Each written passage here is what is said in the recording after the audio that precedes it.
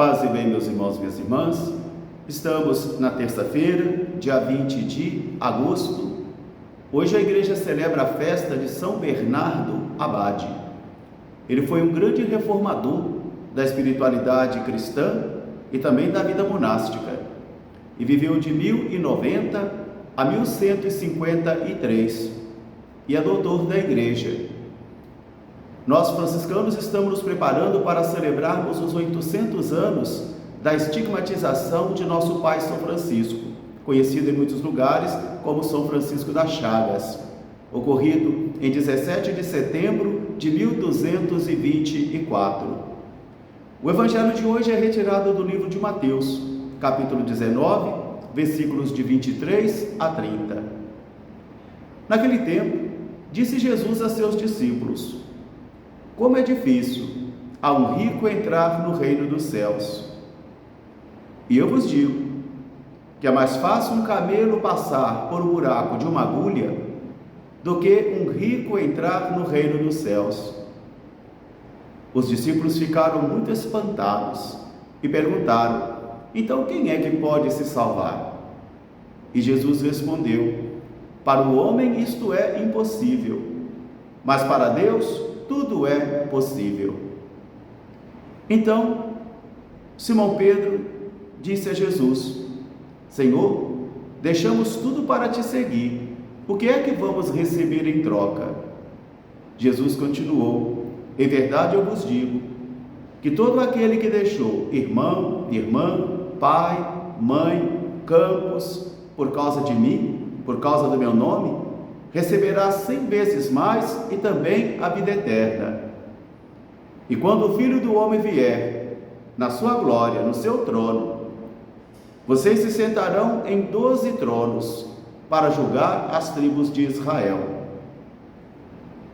Há primeiros que serão os últimos, e há últimos que serão os primeiros. Palavra da salvação.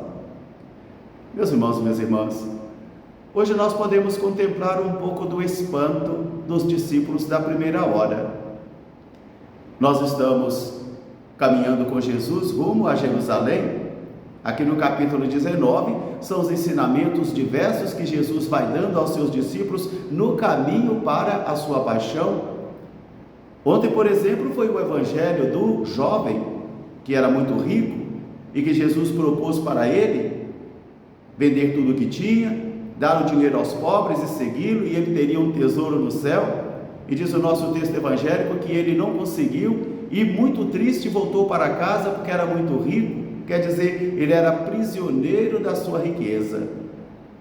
Então hoje Jesus continua o mesmo ensinamento, e hoje ele abre então com uma constatação: como é difícil a um rico entrar no reino dos céus. Não por causa da riqueza dele, mas às vezes por causa da soberba, por causa da avareza e também por causa da centralidade da riqueza em sua vida. A primeira leitura de hoje, por exemplo, nós encontramos o profeta Ezequiel sendo enviado ao rei de Tiro, que se autoproclamou Deus, que se autoproclamou importante, poderoso, e dizia: eu sento num trono de Deus porque eu sou Deus. E o profeta tem a missão de chegar até lá e exorcizar essa soberba do coração daquele rei, dizendo para ele: o Senhor virá prestar contas, te pedirá para prestar conta, e você verá que não és um Deus, mas és um ser humano, e tudo que tem será tirado, perderá tudo que tem, porque um homem vale não é por aquilo que tem, mas é aquilo que é. E é dentro deste espírito então de arrogância do rico, da soberba do coração do rico, da autoproclamação da sua divinidade, é dentro desse contexto que nós podemos então entender o evangelho de hoje. A lei não conseguiu forjar a perfeição na vida das pessoas. A lei não conseguiu salvar as pessoas. Isso aí é uma proclamação da teologia do apóstolo Paulo. Moisés nos deu a lei, mas a lei foi incapaz. Jesus nos dá a graça. Por isso, o mérito da nossa salvação não são as nossas obras, mas nosso mérito é Jesus. E aqui está o espírito então do evangelho de hoje, porque aquele que se deixa aprisionar na sua riqueza, e a riqueza é um tesouro, e onde está o seu tesouro está o seu coração. Por exemplo, já encontrei muitas pessoas que criaram grandes confusões e grandes lamentações e foram um obstáculo para o reino e para acontecer a evangelização, porque a coordenação da escola era a sua riqueza, a paróquia era a sua riqueza, aquele cargo que ocupava era a sua riqueza, a sua inteligência era a sua riqueza, o seu conhecimento era a sua riqueza, a sua ciência era a sua riqueza, e não conseguiam então entrar por um buraco de uma agulha. Jesus está utilizando uma hipérbole, uma figura exagerada do animal, maior animal conhecido por eles, e também do orifício, do buraco mais pequeno que eles tinham. Então Jesus está utilizando aí uma hipérbole, um exagero para dizer: é mais fácil o camelo passar pelo buraco de uma agulha do que um rico entrar no reino dos céus. Não porque ele é rico, mas por causa da arrogância, por causa da soberba. Às vezes nós queremos confiar nas nossas obras. Por exemplo, se eu vou à missa todo domingo, eu já estou salvo. Se eu faço essa obra de caridade, eu já estou salvo. E ainda tomo o Evangelho de Mateus para confirmar isso, sobre o julgamento final. Eu estava nu, me vestisse, estava com fome, me desse de comer, estava com sede, me desse de beber. Isso aí é para complementar a fé que temos, mas as obras não nos salvam. As obras dão credibilidade à nossa vida de fé, dão credibilidade, mas salvar não. A salvação vem de Jesus. Por isso hoje nós estamos proclamando com esse texto aqui a primazia de Jesus para a salvação, o senhorio de Jesus na salvação. Mas Senhor, nós ouvimos as tuas pregações na praça, não te conheço.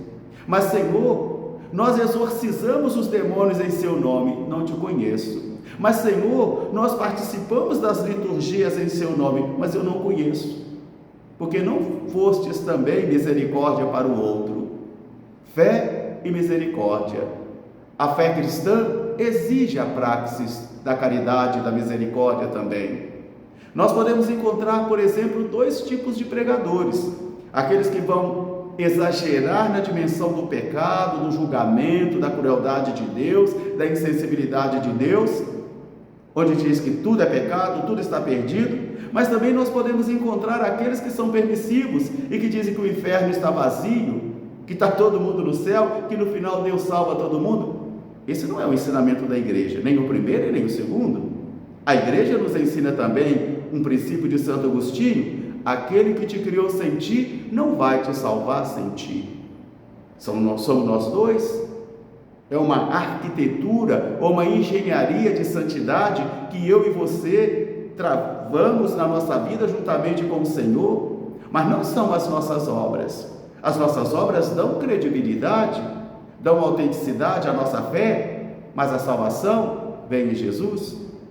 Por isso os discípulos ficaram muito espantados e até escandalizados com a proclamação de Jesus e perguntam: então quem é que pode se salvar? E Jesus responde: para o homem isso é impossível, mas para Deus é possível.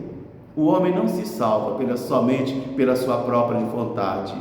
A força de vontade é o princípio de todo o agir, mas a salvação pertence ao nosso Deus. Então depois Pedro vai perguntar: e nós que deixamos tudo para te seguir, o que é que vamos receber em troca? Vocês que deixaram tudo para me seguir vão receber 100 vezes mais. E quando o Filho do Homem vier no mundo renovado, sentarão em 12 tronos para julgar as 12 tribos de Israel. Porém, há primeiros que serão últimos, há últimos que serão primeiros. Que esta palavra de hoje ajude a mim e você então a exorcizar toda forma de soberba, toda forma de arrogância, onde nós também queremos nos considerar poderosos e deuses, onde nós queremos manipular a vontade do Senhor, mas nós não somos donos de Deus. O Senhor é livre, o Senhor é o Senhor. Um grande fraterno abraço para todos, paz e bem, até amanhã se Deus quiser. São Bernardo de Claraval, rogai por nós, paz e bem.